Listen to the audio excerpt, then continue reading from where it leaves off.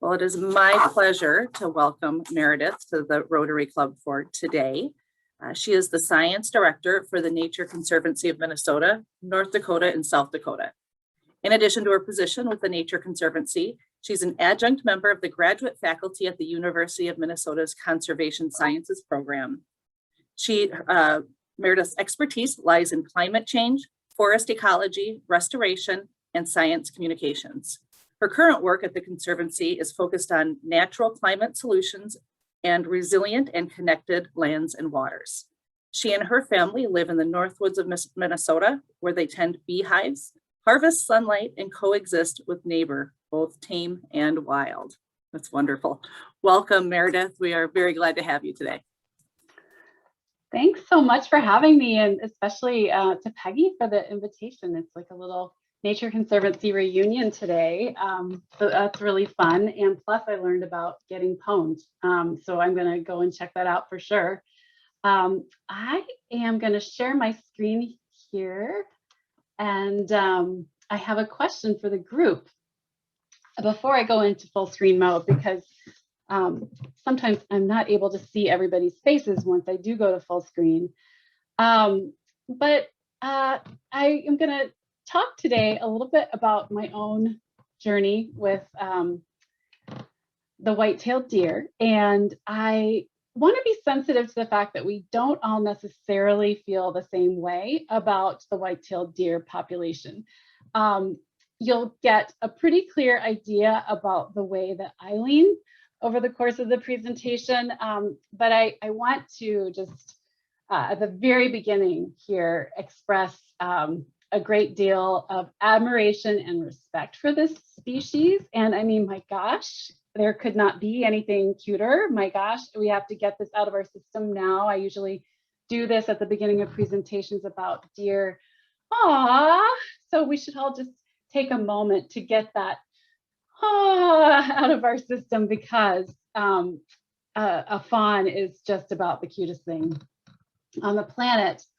And sometimes I like to do a poll and just find out what people's experiences with white-tailed deer have been. But let's do that a little further into the presentation. We can have a conversation about the experience in Golden Valley. I have some things to share with you, and I'm curious to know if you already knew about them or not. I'm going to go ahead and go to my full screen here. And hopefully you're just seeing the slide now. When Peggy asked about this, it was based on, I think, a presentation that she'd attended in our chapter, part of our informal Science Lunch and Learn series. And so I revisited and updated some of those slides. But this is a topic that has been near and dear to my heart for most of my professional career.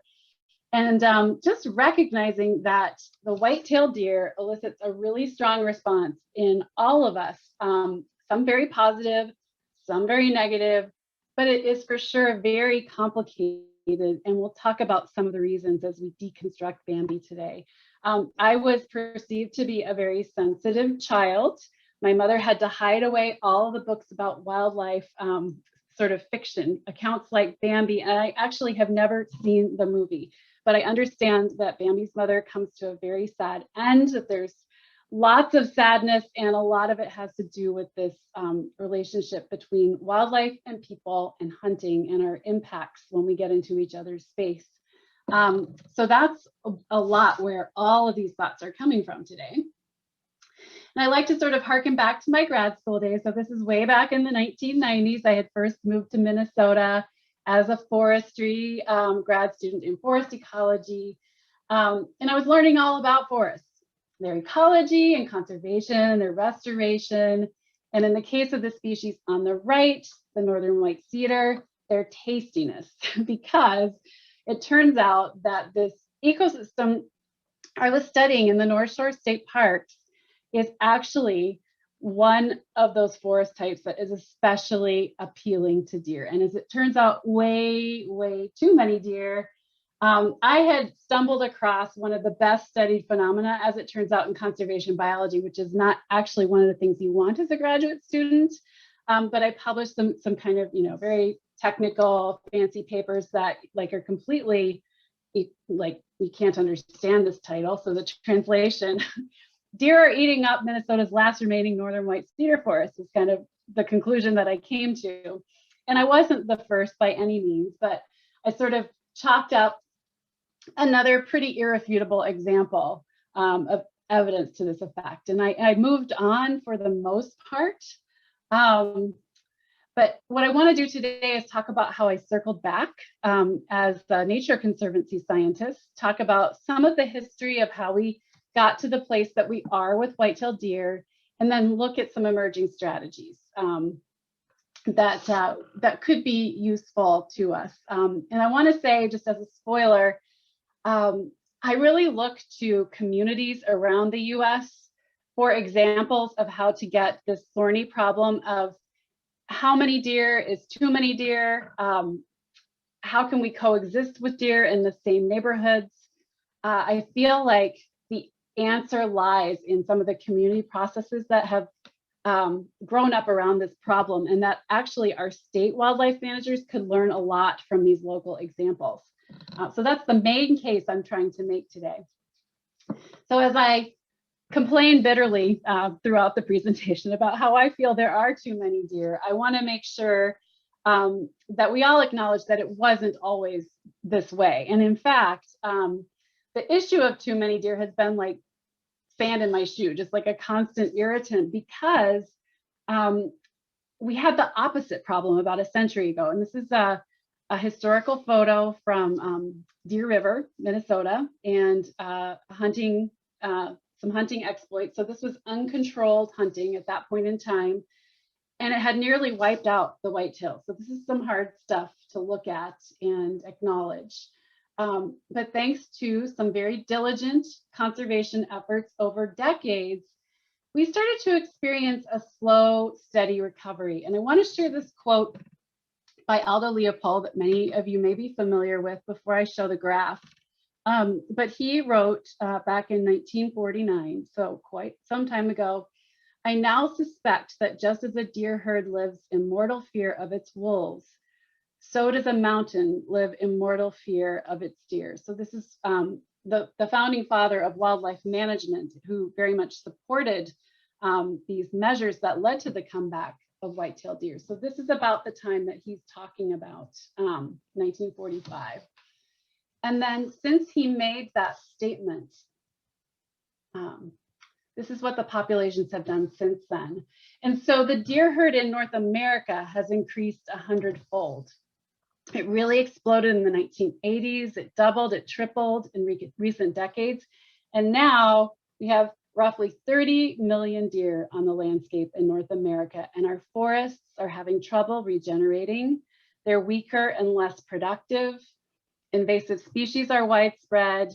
We're losing habitat for songbirds, and all of this in some way does tie back to the population of deer as major herbivores in these forest ecosystems. So that's kind of the perspective that I'm coming from as a forest ecologist. So let's take a look at some of those impacts, because they can be fairly stark and startling at times. And I want to say that, again, let's acknowledge that this is a wild animal. It's a beautiful species. And yet, beyond conservation organizations like the Nature Conservancy, media outlets are taking notice of how deer and people are often clashing in the spaces we share. This is something that has shown up in a lot of different publications. And so I'm always keeping an eye out for news stories that relate to this problem. And I wouldn't say that I would call deer a pest exactly. I just observed a couple of deer hanging out outside my window right here at home. And, you know, I have this reaction. It's a sort of a gut reaction of, oh, look at that, you know, they're hungry and they're enjoying the shrubs and whatever. And then there's sort of this, oh, but remember what they're doing to the forest that I live right next door to. And so it is a very fraught sort of issue. in some of these headlines, deer have been called the deadliest animal in North America. And when we think about the deadliest animals in North America, we typically think about, you know, my gosh, wolves, cougars, mountain lions, the various bear species that we have in North America. And what I think is really important to keep in mind is that in terms of fatalities, the number of attacks or run-ins with these species that result in human fatalities is just very pale when you compare it to the number of deaths annually by white-tailed deer, usually in the form of collisions with vehicles. And I'm guessing that, I know I have had this happen. It happened to me just this fall, nothing terribly serious. I've had some pretty serious accidents on the freeway, collisions with deer. And I feel very lucky to have walked away from those, certainly. But I think this is one of the main issues that communities with concerns about white-tailed deer are pointing to as one of the areas of concern. And just to share this updated State Farm chart, right now in Minnesota, we have a 1 in 64 chance of having a deer car collision. That's factored into our insurance prices here and throughout the US. When I looked at this several years ago, when I was doing the project that I'll share here in a moment, it was 1 in 81. So our chances of colliding with a deer are on the increase. So this picture always kind of grosses me out, and but I think it's a really important one to share. So deer really are not confined to the forest any more than we are at this point, and they act as really kind of a part of a mass transit system for ticks, carrying all kinds of nasty diseases. We know the CDC estimates there are 300,000 cases of Lyme disease in the US today. And here's a map. So you can see we're not quite as dense as the East Coast, but this is something that people working in my profession and natural resources and the environment are constantly worried about. And I suspect any of you who are out walking around in the woods in Minnesota are doing tick checks. I hope so. I highly recommend it, just to make sure that that you're not going to come down with Lyme disease. And I think it's important, you know, public safety. We want to make sure that we recognize the rash, although it doesn't always occur, and then look at these statistics from the Minnesota Department of Health, and just know that deer aren't the only mammal involved in the black-legged tick and Lyme disease cycle, but they're a key part of how this organism moves around and spreads throughout our landscape. So another very real concern in our midst that we're living with all the time. So there have been a number of publications, all kinds of publications, including those publications of mine in graduate school that really document the effects on forests. When we see a scene like this, we often think, oh, that's a beautiful forest, but actually we should be seeing a lot more plants in what we call the understory. And it's because of its overbrowsed situation that we're seeing such sparse vegetation in this forest scene here. So this is a big concern to Nature Conservancy land managers. This is a little bit of a wonky curve, but it basically shows on the left-hand side, the y-axis, the number of fawns born and recruited per square mile. And then on the on the x-axis, it's looking at the density of deer per square mile. So both of these things together gives us a nice curve that lets us know where we see kind of a healthy balance between deer and vegetation in the forest. So anything on the left-hand side is kind of in the green, and you can see all of the nice shrubs and wildflowers that grow in the forest understory. And then we start to lose those the higher the deer density and the number of fawns surviving in any given year, until we finally kind of see a crash in the population over on the right-hand side of the curve with very high deer densities, 80 or more per square mile. So many times when we're setting goals for deer densities that are compatible with biological diversity, will strive for numbers that are less than 20 per square mile. And a lot of times our state agencies are managing for higher numbers because of the recreational hunting industry. So this is about where we're trying to aim. And just to give you a visual for what that looks like again, so this is that nice, healthy, well-developed understory. This is actually from a forest out in Ithaca, New York. And then this is an example of one where the deer densities are way too high and we're just seeing very little in the understory there. So this is a big problem for all kinds of species. This is one example that comes from Minnesota. My colleague Mark White is sort of, for a while the media were trying to say, oh, there's this big controversy about, you know, whether there are too many deer or not. And my colleague is sort of politely saying, well, actually, there's no controversy here at all. There's not a debate. If you look on the left side of the fence where the deer are allowed to go, you can see what's happened to the understory in the forest. If you look on the right, where they're not able to access their browse, then you can kind of see how it flourishes. And so it's not that the right is better than the left, it's that you kind of want a balance, something somewhere in between. The main thing I like to express to people about how it impacts the work of forestry outfits and conservation organizations like the Nature Conservancy is that to maintain the kind of browsing protection for the seedlings that we plant every year, and we plant on the order of 600,000 tree seedlings every single year, it increases our budget by 60 to 70% over the lifetime of that tree seedling. And that's a lot of, in our case, donor dollars or taxpayer money if you're the state of Minnesota. So there are a lot of good reasons to try to maintain some balance.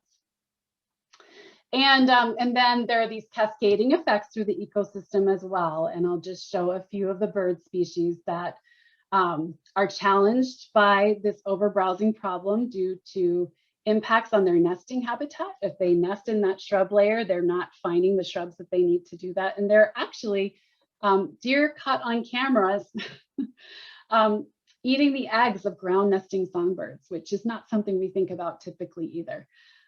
They also carry diseases that when their numbers are too great and they come into contact with other species of ungulates like moose, then they can, these diseases are very contagious, like brainworm, which can kill other ungulates. White-tailed deer are able to survive with these, and other livestock diseases and so forth.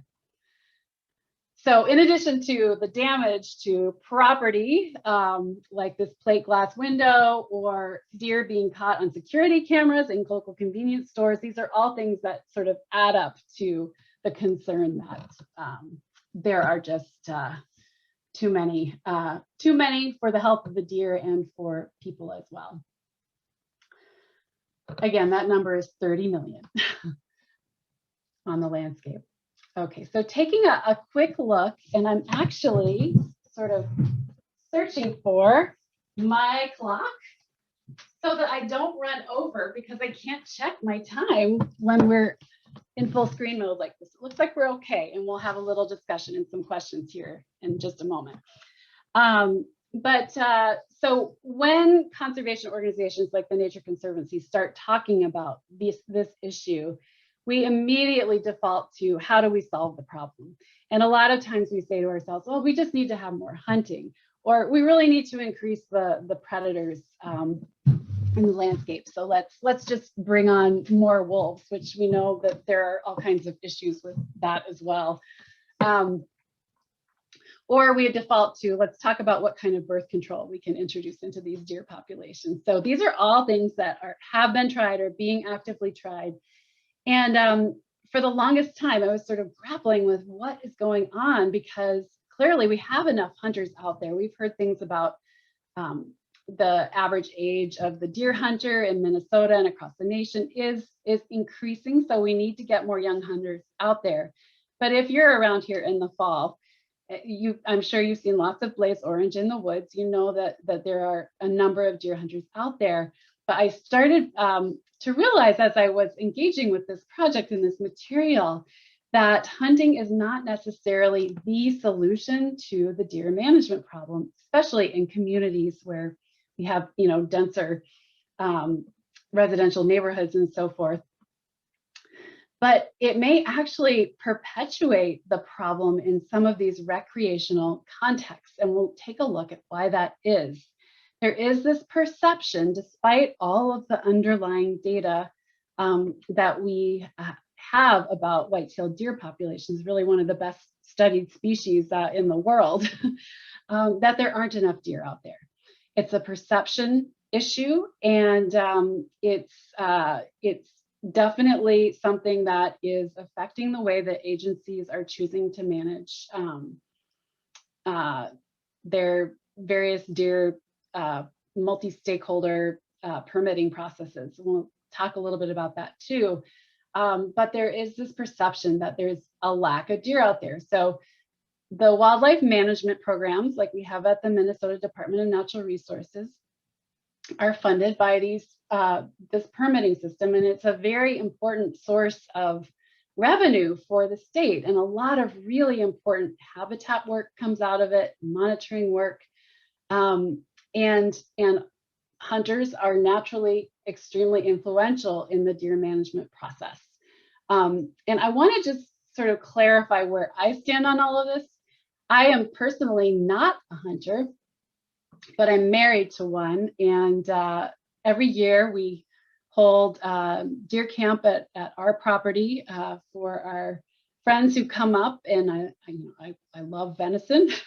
So I'm not calling for an ending to hunting by any means. It's a really important tradition, but I am calling for some more balance in the way that we weigh all of the different values related to our local deer populations. I really want to recommend, if any of you are interested in learning more deeply about this, maybe you've heard of this book, Deerland by Al Cambron. It really does a wonderful job of sort of explaining how there can be this perception of not enough deer on the landscape, despite what the data are actually showing us. And it's every bit as much of a human management issue, as they say, as a natural resource management issue. I wanted to just share a photo from this past November with our little ragtag group of deer camp folks. My 14-year-old is in the front wearing the mask, so you totally cannot see what they look like. So when I talk about restoring balance, what has really puzzled me about all of this is that the impacts on agriculture, the forest industry, human lives, public health, healthy ecosystems seem by and large to be outweighed by this demand for a satisfying recreational hunting experience, which is perceived very differently today than it was back in the 1950s when Aldo Leopold made that famous quote. And so this is the reason actually that I am looking to communities as kind of the hotbed for innovation when it comes to deer management, because I feel like there have been some really constructive conversations around deer management at the local level. And so the project that I worked on was a collaboration between the Nature Conservancy and Cornell University, where there's a whole department full of scientists that do nothing but study the relationship between humans and wildlife. So it was a real privilege to sit down with them, and I came across this idea of community-based deer management when I was doing a literature review for this deer management project here in Minnesota, and came across their work, and they were super welcoming. We decided to put together a tool for communities to really elevate wonderful examples of creative and effective deer management around the U.S. And so this is what it looks like. It's called the Deer Advisor. And you, anytime if you want to Google that, it still exists, and you can go in there and find examples from communities both large and small. But these really inspiring examples have not been arising from these special interests so much. And it's largely because communities really are sick and tired of car accidents, Lyme disease, the damage to landscaping and buildings and businesses. Citizens have been demanding change, and they're getting it at a very local level. So in cities and towns, people have been sitting down and rolling up their sleeves and really talking about what it might take to restore balance to backyards and to natural areas and to roadways. This is an example from Fayette, New York, which is pretty close to Cornell, where they've been doing some wonderful work along these lines. But I wanted to share with you a couple of vignettes. So in my hometown, some information about a regional bow hunt that has been managed citywide by a local hunting group for more than a decade. They have cut the number of deer vehicle collisions in half as a result of this work. In Groton, Connecticut, which is a community that Cornell has worked with in the past, there's a neighborhood association that holds managed hunts annually, and they have greatly reduced the amount of Lyme disease incidents in their community. In Ann Arbor, Michigan, we were just talking about the food pantry. They use a combination of fertility control and paid sharpshooters, and their venison is donated to a local food pantry. So this is really Deer Management Reimagined, and that's why we launched the Deer Advisor. So we have a number of different community examples. This map is on the site. And just for kicks, I thought I'd look up Golden Valley, and you are actually in the database. I was just really curious if anybody has been involved with this plan. It turns out that Golden Valley is one of those shining examples, and the plan was done in 2006 from the looks of it by the Golden Valley Deer Task Force. So congratulations, you have a task force, and I'm curious if any of you have been involved with that group. Yeah, there are other opportunities to get involved at more of a state level, et cetera, but I would just love to open it up on this point to see what your experiences have been. And yeah, I'll jump in. I live with a wetland and some trees, brush, and so on. On one side, on the north side, the wetland is on the west side. And we get a lot of wildlife, including deer, who have over the years done a huge amount of damage to the trees and shrubs in our yard, as not to mention what they've done to the trees that are on the city property around us. And since the management program was instituted in Golden Valley, I have had people from, I think it's from the DNR, come, they're sharpshooters, and they stand in my driveway and they shoot out into the wetland, and they can fell a deer a long ways away in one shot. They're incredible. But they don't come all the time, and they always let me know. They ask permission if they can do it from my yard. They tend to move around in the city to where they see the concentration of deer is greatest. And I'm hoping they'll come back here this year, because they've really been increasing this last year.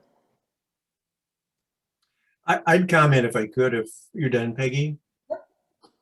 I have bird feeders in the backyard, and I noticed there's a lot of deer vacuuming going on and all the bird food on the ground. I mean, they really clean it out. And we've had 2 herds of deer that come through. I've got cameras outside my house. And we had 1 herd of 4. One was a buck, because he had horns, of course. And the other herd is 3. And until maybe 3 days ago, we all of them would show up at different times, one in the afternoon, one in early evening. And then yesterday, we only had 1 herd. So I knew of the deer management program, so that's really going through my mind is, have they really done this neighborhood in the last week? We're right next to Theodore Worth Parkway, so that's where a lot of the deer come from. And my arborvitae have taken a considerable hit this year because they're so tasty, apparently, to deer. So I'm thinking I'm going to have to remove those this year. But I put up a chicken wire fence to keep out the fox and the cats, to keep them away from my bird feeders. Well, the deer just look at that and go, well, I can step over that. And they do. Yeah. And they are fun to see, but you know, I understand exactly what you're talking about, Meredith. They can raise havoc. Yeah. We've counted as many as, I think, 17 in a herd through our yard. But that has been greatly reduced since they started this program. Generally, we don't see more than, I don't know, 5, 6, 7 at a time now. Okay. They are rapacious, and they're running right across the road into other people's yards. I don't know what they're doing over there, but it's probably not good. Yeah, and they do love arborvitae. Yes, they do. A long hedge of arborvitae that's pretty mature at this point, and I put it around on both sides. My neighbor, after a few years, said, "Would you mind if I take it down on one side, because I don't think that the deer are going to bother it." The trees are almost big now, up to about 5 feet, because they get on the other side. Yep. I can send pictures of it. It is really amazing. The lower branches have nothing on them. Same thing will happen with yews. You've got yews, they'll just chew off all the little needles. Yeah, that's the yews in many of our woods in northern Minnesota. Like they're no longer a part of the ecosystem. Do they eat sumac? You know, I believe they do, but I don't know that it's one of the preferred species. I am curious. So one thing that, so I always feel a little self-conscious because we always kind of get right into the, well, you know, we had the sharpshooters out the other day, and I always worry because, you know, it's because not everybody feels the same way about hunting. I know that, for example, if you're an animal rights activist, then this is just not the way that you want to see the problem addressed. And so I'm curious if anybody is like, sort of like, oh, I don't know, I feel like maybe there's another way, or I would maybe rather just fence all of my trees and not, you know, not have the hunting be part of the equation. I was familiar with the sharpshooters coming out during the evening, not during the day, which is fine with me because I really don't need to see the whole harvesting thing going on. Yeah. And you know, and I don't know I don't actually know what the harvest program is, or the management program for Golden Valley is. I have a niece who suffered from Lyme disease for 10 years. It was really awful. And so every time I see a deer, they're pretty, but it just makes me cringe. So I'm, you know, the vegetation part, because we don't really have that many in our yard. I haven't been as aware of that, but man, Lyme disease is awful. Yeah. When teaching my kids to drive, I was very firm in saying, never try to dodge a deer. If a deer gets in the road, just smack into it, because the accidents are when people swerve to avoid the deer and then roll the car. Right. It gets bad. Yeah. Don't veer for deer. Good way to remember it. Well, thank you so much. This has been really interesting. And, you know, I'm eager to be outside again with nature, and maybe we'll think about deer a little bit differently and beyond Bambi, indeed. Are there any final questions before we wrap things up today with Meredith?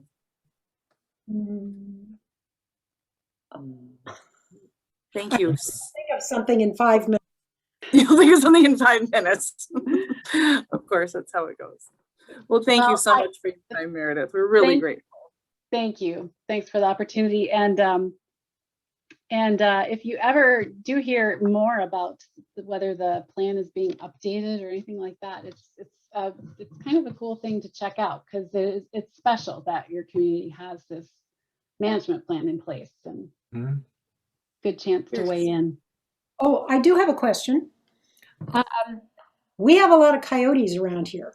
I just saw a little group about 20 feet away from our house yesterday morning. Howling away. Do coyotes have any effect on deer, keeping them away or anything? Not really. I mean, so they will take a newborn fawn if they can find it, kind of a thing, but it seems that they do not provide quite the control that a healthy pack of wolves would. So yeah, Too bad. Good question. very good question. Okay, so as we wrap things up, let's see if I can bring up my picture of the 4-way test. Gosh, you know what? I'd say it's a new computer, but you guys know I will have something that goes screwy. New computer or old. So we will simply recite out loud the 4-way test of the things we think, say, and do. First, is it the truth? Second, is it fair to all concerned? Third, will it build goodwill and better friendships? And fourth, will it be beneficial to all concerned? Thank you, everybody. Lovely to see you. Thank you again, Meredith. Have a great day. Enjoy the sunshine, everybody. Thank you, Meredith. Have a good week, everybody. Hope to see Thanks, some of you Rotary. Thursday.